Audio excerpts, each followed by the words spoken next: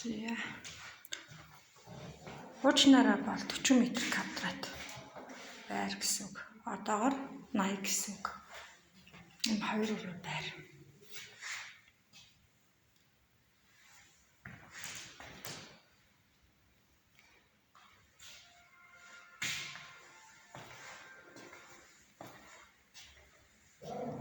Яг галт хэсэгтэй юм тавилгатай. Энд үгц юм л.